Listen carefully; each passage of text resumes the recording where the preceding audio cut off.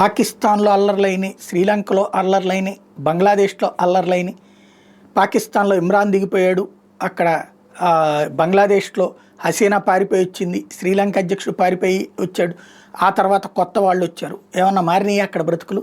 అకస్మాత్తుగా అక్కడ ఏమైనా సంపద సృష్టించబడిందా? అకస్మాత్తుగా వాళ్ళ జీవితాలు ఏమన్నా మెరుగైపోయినాయా? లేదు. ఈ సృష్టించినటువంటి గొడవలు సృష్టించిన వాళ్ళు ఏమన్నా అకస్మాత్తుగా ఎదిగిపోయారా? లేదు.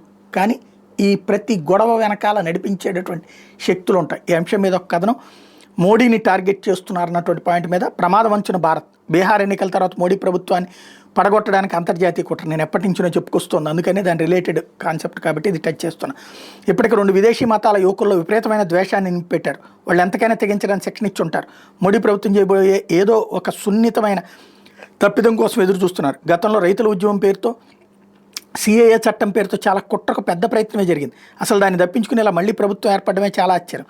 ఇంకా ఈసారి గన్ షాట్గా విదేశీ శక్తులు కిరోసిన్ మ్యాన్తో కలిసి చేసే ప్రయత్నం ఫలిస్తుంది అని నమ్మకంతో ఉన్నారు.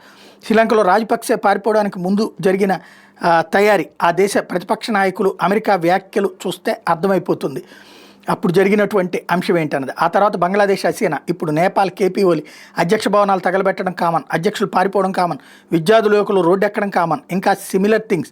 ప్రతిపక్ష నేతల అమెరికా ప్రభుత్వ స్టేట్మెంట్స్, అన్ని చోట్ల యువకులే.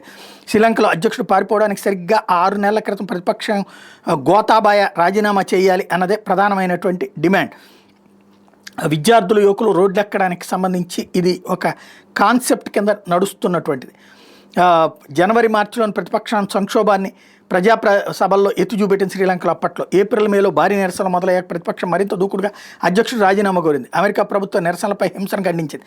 పారదర్శకత, ప్రజాస్వామ్య పరిష్కారం కోరింది. చివరికి శాంతియుత శక్తి మార్పిడి అవసరమని పునరుద్ఘాటించింది. బంగ్లాదేశ్లో అప్పుడు ఏం జరిగింది? 6 నెలల కాలంలో ఎన్నికలు, జనవరి విద్యార్థుల ఉద్యమం, జూలై హింసాత్మక నిరసనలు, చివరిగా హసీనా రాజీనామా. ప్రతిపక్షం ఎప్పుడు హసీనా ప్రభుత్వాన్ని నకిలీ ప్రజాస్వామ్య నియంతృత్వాన్ని విమర్శించింది. అమెరికా మొదట ఎన్నికలపై విమర్శలు చేసింది, తర్వాత విద్యార్థుల నిరసనలు సమర్థించింది, చివరిగా హసీనా తొలగింపులో తమ పాత్ర లేదని ఖండించింది. కొత్త ప్రభుత్వానికి మద్దతు తెలిపింది.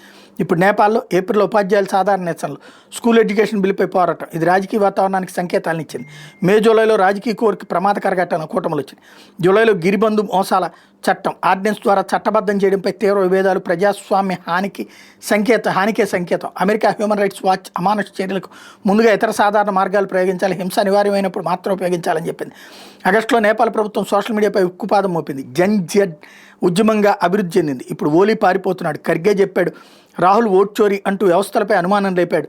ఆ 2 మతాలను కమ్యూనిస్టులు, మావోయిస్టుల సాయంతో రెచ్చగొట్టే పనిలో ఉన్నారు. దేశం ఎంత సన్నద్ధతో ఉండాలో ఆలోచించండి.